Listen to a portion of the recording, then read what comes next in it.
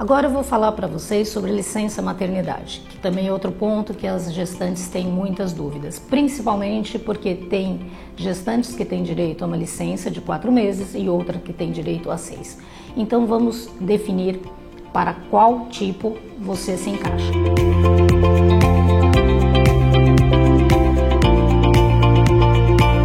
4 meses é a regra geral para todas as gestantes. Quem tem direito a 6 meses? Aquelas gestantes que trabalham em empresas que fazem parte do programa social do governo Empresa Cidadã. Então, para quem trabalha em empresa cidadã, o prazo da licença maternidade é de 180 dias e não de 120. Para aquelas que trabalham em empresas normais que não fazem parte do programa, a licença é de 120 dias. Um outro diferencial, se você é funcionária pública, também você tem direito à licença de 180 dias. E essa licença, ela começa a contar do momento do seu afastamento para ter o bebê. A licença, ela pode ser estendida e necessidade do benefício em relação à criança ou à mãe, mas isso é necessário um relatório médico e terá que passar pelo crivo do INSS, porque esse é um benefício pago pelo INSS.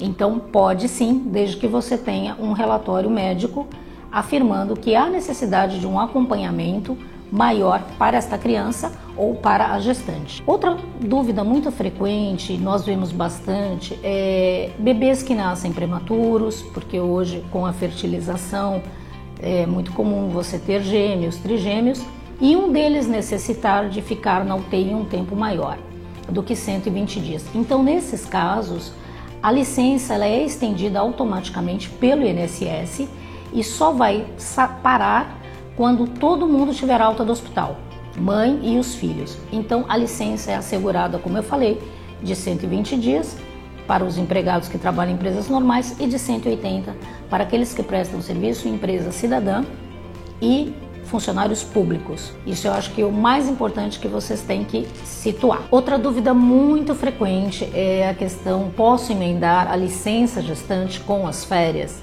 A resposta é não. Todo afastamento de mais de 30 dias, quando o empregado retorna ao trabalho, obrigatoriamente ele tem que fazer um exame que chama-se ASO, Atestado de Saúde Ocupacional. Então ele tem que voltar para a empresa, fazer o exame, a empresa dar que está apto a voltar e aí sim ser concedido das férias. Até porque tem o prazo de pagamento das férias, então não pode emendar um no outro. Isso é muito comum? É muito comum. As empresas acabam fazendo sim, mas não é o correto, até por conta do e-social, onde obrigatoriamente as empresas têm que respeitar.